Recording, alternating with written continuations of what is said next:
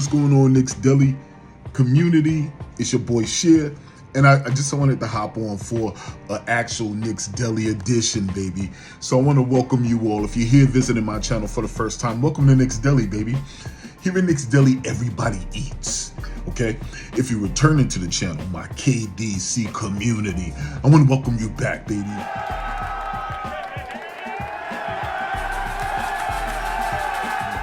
Had to hop on here. Great game last night, man. The New York Knicks secured an actual beatdown of the Indiana Pacers in Gainesbridge Fieldhouse last night, and it was a beautiful thing, you know. So I wanted to get on here and just look, man. We got to talk about our people. We got to talk about our boys because they're really starting to show up. They're really starting to click. They have been all season, man. It was just good to see them in person. This is the first game I attended this season. So I was in town on business, and man, it couldn't have been a better time, man, to catch this game. So I want to welcome you all. If you're here for the first time and you don't know how Knicks Deli work, let me explain it to you. Here in Knicks Deli, there are 4 items on the menu, okay? First is the bacon, egg, and cheese. Bacon, egg, and cheese is one of the best sandwiches in the world, especially in New York, okay? 3 things make that thing special. So we're going to talk about who are the 3 players in this game that really stood out and helped us get this victory. Next item on the menu is the dollar slice. Everybody knows New York has the best pizza in the world. We out here in Indiana, all right? They think Chicago pizza. Jesus Christ. It's the best pizza in the world. So we're going to prove them wrong. But for New York, the dollar slice symbolizes stability. So we're going to look at who was the player that was the stabilizing factor to help us get this victory last night. Next on the menu is the chopped cheese. Now, the chopped cheese is relatively new to that New York menu, but that thing be bussin'. So we're going to talk about who was the player whose contributions were relatively new and helped us got this victory, all right? And lastly, you can't have the bacon, egg, and cheese. You can't have the dollar slice. You can't have the chopped cheese if you ain't got nothing to wash that thing down with. And here in Knicks Deli, we call that the quarter water of the game, baby. So who is the quarter water of the game? What player and his contributions really stood out, whether it was in one quarter or a little bit over a period of all 4 quarters to help us secure this victory? And then the last item on the menu, you can't have the great things on the menu, right? And I know I said 4, but I'm adding this one in as well. We got something for the haters. Somebody that says something out of pocket, a little bit off or off kilter. And you gotta feed them anyway because everybody eats here in Knicks Deli, okay? We're going to give the glizzy of the game. Oh, shit. We're going to throw some glizzies on the grill for this dude, all right? So we're going to find out who gets the glizzy of the game, and then we're going to wrap it up with the nah, son, nah, you wildin' moment of the game. And that is different from the glizzy of the game. Somebody says something that make you look at the screen sideways and be like, nah, son, nah, you wildin'. Then we're going to talk about my final thoughts. So let's get into it. Who gets the bacon, egg, and cheese of the game here at Knicks Deli this morning? And the bacon, egg, and cheese has to go to our guy, Big Purr. What's up, Big Purr? Big Purr, Karl Anthony Towns, baby. Karl Anthony Towns was dominant last night. He was dominant last night. I'm telling you, man, I know you guys, saw it. The man had 40 points, 12 rebounds, 3 steals, 5 assists. They couldn't do a damn thing with him. They could not do a damn thing with him. And I'm telling you, man, something I've been seeing this whole season. I know we talk about it too. We blew in the face. The man played like he was a man possessed. Once again, I really had no idea this was the type of player we would be getting in New York. It's almost like the man is playing with a chip on his shoulder, as if he wanted to prove everybody wrong, as if he was just like, yo, listen, I don't know who you think I am, but let me show you who I am. You know what I mean? The man was definitely playing like he was from Jersey, all right? But something else that just stands out, his versatility and his fluidity of movement. They couldn't keep up with him. The man had like cat-like nimbleness. He was quick like a cat. So the nickname is super appropriate. He attacks the rim, and he attacks the rim with ferocity. Oh man. And they kept, one thing I really love, man, they just kept feeding him. They kept feeding him and feeding him. And you know what? I think it was key because our guy, Jalen Brunson, the Brunson taker, got into early foul trouble. So, we had Campaign kind of step in, and the team already is one of the most unselfish teams in the league. So they definitely, and this has been signature of the New York Knicks team all season, they feed the hot hand. It's very few times that they go away from the person who really has it cooking. And that's something that I love, and that's something that they did last night. They really continued to feed Cat, and he continued to eat. And it was so crazy. They kept finding him, I'm just proud that the man dominated last night. And it was visible. I'm in the arena, and it's so funny, man. I was surrounded. One thing about Knicks fans, man, we're unapologetically us. No matter where we go, we're unapologetically us. So, of course, I'm going, I'm going to cheer my squad. And that Pacers crowd, man, you could tell they were nervous, man, and they were upset. They got their little chants, but they were just tight. But nobody on their team, Siakam and nobody, could do anything with them. They would try to close out on him at the three. He'd drive right past him easily. It was so crazy. His drives on the baseline without stepping out, man, it's just unusual, man. It really, you don't want to harp on old stuff, right? But it's hard not to when you think about Julius Randle on the squad playing the way he has, the way he was, and the way Cat is playing is really night and day. And something I really gotta call out, bro. Karl Anthony Towns' passing is otherworldly, bro. It is otherworldly. Karl Anthony Towns, bro, the man is we got us a player, bro. To see those passes in person, and where I was sitting was close enough to the floor that, and that bounce pass that he made to Josh Hart, I'm like, bro, I was flabbergasted, bro. You have to see the lane. The man has to, bro, you have to see it ahead of time, the play unfold. You have to anticipate that the play is going to be there. And you have to have the ability to get the ball to him. And it was just crazy to kind of see him make that pass, the other pass, where he passed from like a 3/4 angle. Is hard to describe, but if you play baseball, like up here, 3/4 angle to find Josh open. Like that chemistry between Josh Hart, and it's ironic that Josh Hart and he really led us to this victory last night, because their chemistry is wild. And and it's so funny, because he came to dap up Josh during Josh's post-game interview, and he was just like, Montoya, por favor. So the chemistry on the team is elite. The vibes are immaculate. And round of applause for the bacon of the bacon, egg, and cheese. Big Pearl. Let's go. Karl Anthony Towns. Next up, who gets the egg of the bacon, egg, and cheese? An egg has to go to our guy, Josh motherflipping Hart. Round of applause for Josh Hart, baby. Listen, man, Josh Hart. What more can you say for the modern day Anthony Mason? What more can you say for the modern day Anthony Mason, almost on steroids?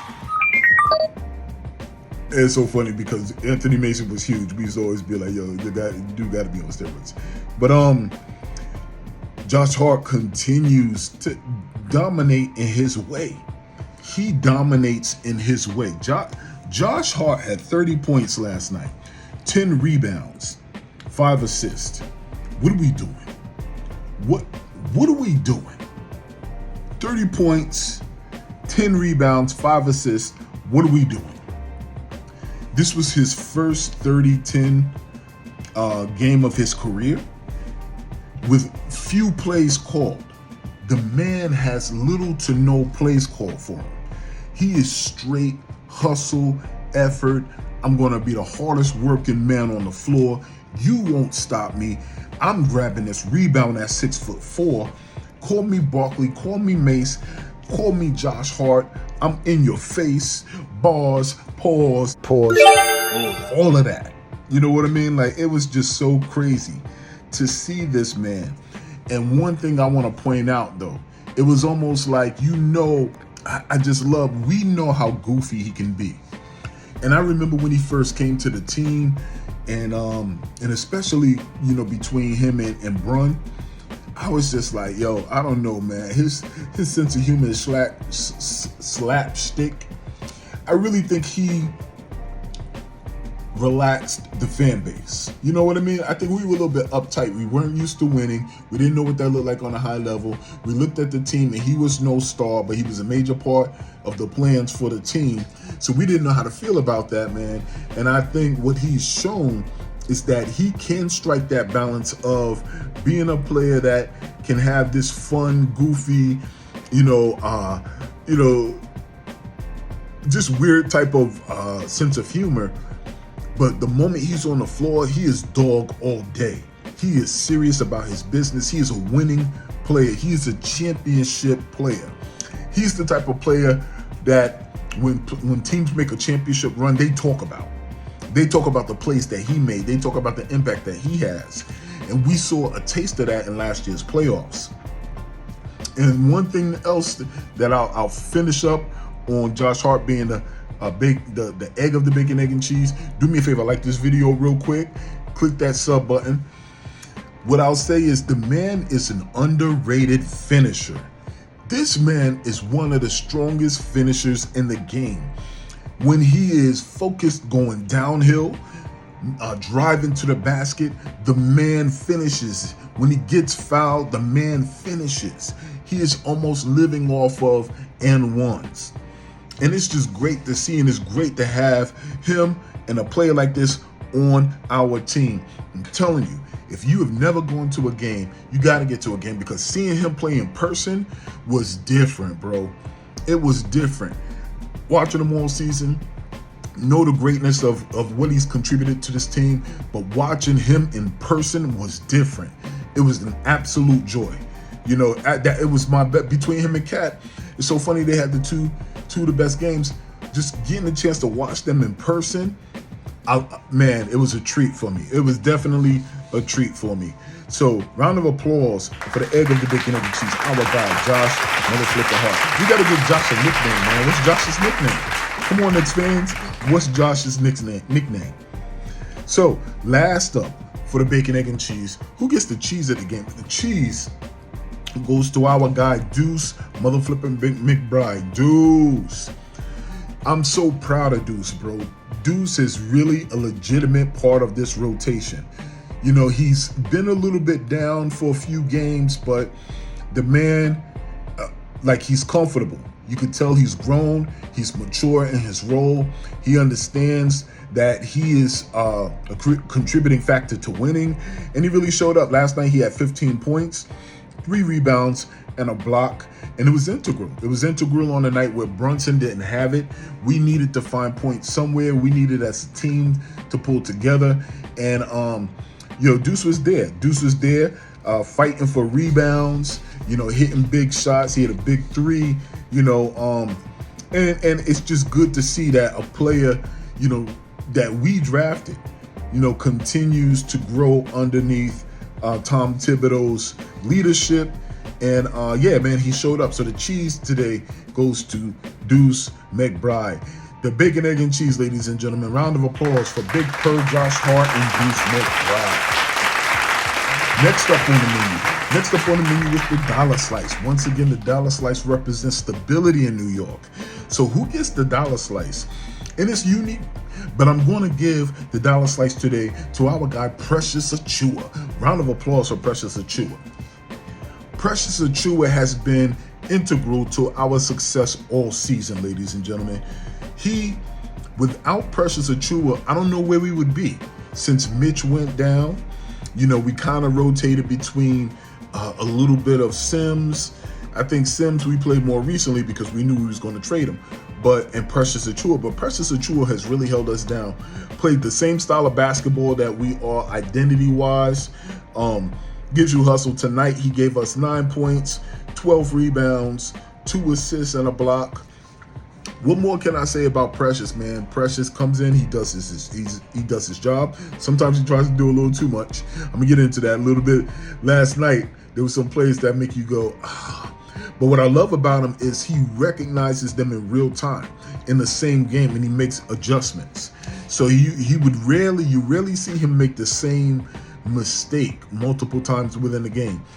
And you know, part of that's because everybody knows Tibbs will pull you. If he sees the slight inclination of you not following the script or your head not being in the game, Tibbs is pulling you out of that thing. So, you know, round of applause for our dollar slice Precious Achiuwa. Next up, who gets the chopped cheese? But before we ask about the chopped cheese, like the video, gentlemen, ladies, like the video, subscribe, so it helps out the algorithm. We're gonna build this thing up. But the chopped cheese here at Knicks Deli goes to Cam Payne. Round of applause for Cam Payne. Yeah, our guy Cam Payne. Listen, man, kudos to Cam Payne. Very early on, Brunson didn't have it. The referee's whistles were wilding. He got early foul trouble. He still dropped 7 assists. We ain't even going to talk about it, but yeah, I'm going to leave Brunson off of the menu today. But we're going to give it to Cam Payne. Cam Payne did last night what we need him to do for us to be a successful team. He ran the ship. He ran the show. When Brunson goes down, we need a steady point guard who has experience, who can read the game, who has the chemistry to get the ball to the players who need it and to be able to hit big shots when needed. And Cam Payne did just that to a tune of 9 points, 8 assists, and a rebound. I love it. It's so funny. In a post-game interview, Josh Hart, Cam Payne came over there and kind of stood next to him, and he was just like, yo, if it wasn't for Cam Payne, who kind of came in, ran the show, got us where we needed to be, controlled the tempo, really was a general on the floor. He was just like, yo, maybe we got to get, JB to take the night off tomorrow night. And he was just like, yeah, JB, we got to get you to take the night off. And maybe that's true. So I love the fact that Tom Thibodeau knew enough to let Cam Payne cook. It's just not Brunson's night. Don't send him back in there to get in foul trouble. We humming. It's next man up. And Cam Payne stepped up. So round of applause for the chopped cheese of today here in Knicks Deli. Cam motherflipping Payne. Cam motherflipping Payne. Who gets the quarter water of the game? Quarter water of the game goes to our guy, Landry Shamet. Landry Shamet. Round of applause for Landry Shamet. Okay? Landry Shamet finally kind of showed up. He showed the type of production that we're hoping to be able to get from him, in spurts, towards the end of the season while we make an important run and a push towards positioning, and during the playoffs. So Landry Shamet showed up once again. He looks steady. I like his aggressiveness, man. When he's on the floor, he does take risks. He does try to play the passing lane to get steals. He hit a 3. I'm not sure what his 3-point percentage was. But the man had 11 points, 4 assists, and a steal last night. And I just think the more comfortable he gets with the offense, with the players, with the spots they like to be on the floor, I think we're going to see his production come up a little bit more. But definitely was needed last night. With Brunson going down, we were a little bit short-handed. Referees' whistles were wilding. And he just stepped in and knew the system and really showed his worth. So round of applause goes to the quarter water of the game today.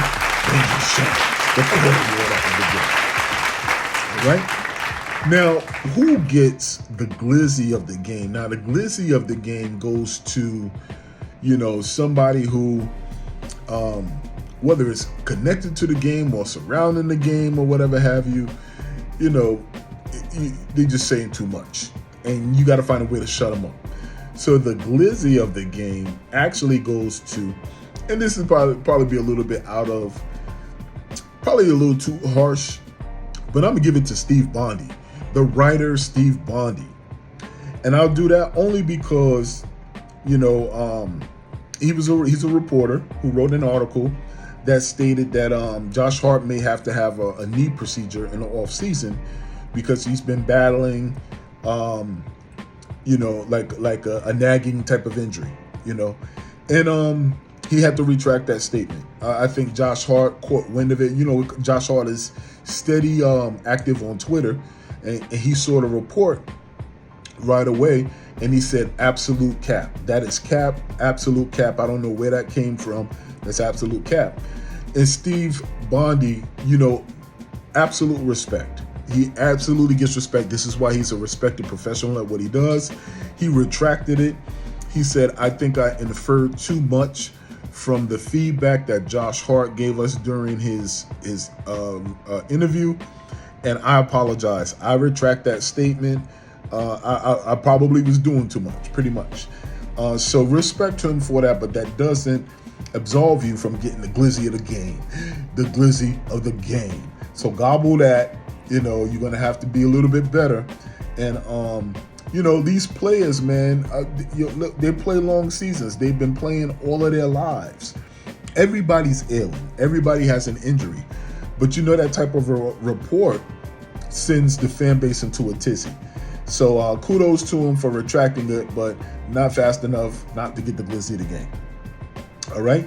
And lastly, who gets the nah, son, nah, you wildin' moment of the game? And the nah, son, nah, you wildin' moment of the game goes to New York Newsday, the back pages. What are y'all on? What are y'all on? Do y'all see this back page? What are we doing? New York Newsday, you need to be, what? Two-fisted? What? Wait, what? Nah, son, nah. You wildin', bro. For sure. Goes to the Newsday back pages. Baka back pages, send them some content. My guy Baka back pages, if you see any of the great graphics that look cartoon-like, that are, ingrained in cultural, references with our New York Knicks team, more than likely it's the brilliance of Baka back pages. Go check his social media out. It's great. And I just want to end on final thoughts before I get out of here, man. It was a great response by the New York Knicks after that tough loss a few days ago against the Boston Celtics. We bounced back. It was good to see, and it was no question. I just think when we do get Mitch back, and I actually posted some video of OG warming up. Mitch is close to returning. And what does that mean? Does that mean Mitch comes off the bench so that we keep Cat at the 5? Or do we put Josh Hart on the bench so that we have more size in the lineup and that we, can control the boards a little bit better, that our mistakes are erased a little bit more? It's going to be a real quagmire of a challenge that we're looking at, because putting Josh Hart on the bench is going to be a tough choice. That production, I don't know. I don't know if we'll be able to do it. It would preserve him at the rate that he plays and the style of basketball that he plays. It would preserve him.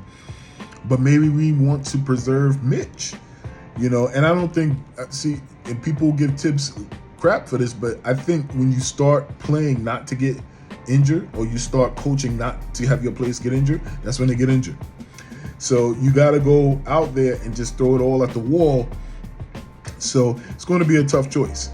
In terms of the Pacers game last night, man, what I clearly saw right away was that they had no leadership. Like, they had no leadership. There was not that one, like, it looked, I'm looking at the bench, and I was right behind the Pacers bench. And there were moments where Tyson Halliburton was, pointing at the play and really trying to galvanize, but it didn't have that impact. I think something happened few seasons back, whether it was last season or whatever have you, where his confidence took that hit. You remember when he had that string of games where it was like single digits or something, and they was asking him what's going on, and he was just like, oh no, I got to keep working, whatever have you. I don't think his confidence ever recovered. So his aura isn't the same. He doesn't have that clutch aura. It's not a marquee matchup. it really wasn't marquee that Jalen Brunson was coming to town. It would be Halliburton and Brunson. I think that's what the NBA had wanted, but it didn't turn out that way. So it was just clear to see that there was nobody that was a galvanizing person, somebody who could take over a game for them. And they thought it would be Halliburton, and that wasn't there. He just wasn't hitting. So you know, that's something to kind of look at as well. Tibbs got his first tech last night. That's so funny because I was in there and the people around me were puzzled by, you know, where'd the whistle come from? I'm like, oh, Tibbs, let me find out. But it was surprising to me to find out that that was Tibbs' first tech of the season. And that just goes to show you, man, that he hasn't had to advocate. One moment, he hasn't had to advocate for the team. So it was it was just good to see, man. And I'm just wrap that up. Good game. You know, we're back at it with Atlanta before the All-Star break, and we'll see how it goes, man. So keep this in mind. Same thing applies to life that applies to all teams. There's no struggle, there's no progress. But remember this, if it's out there in the real world or here in these YouTube streets, here in Knicks Daily, everybody eats. I'm your boy Shit. I'm out. Peace.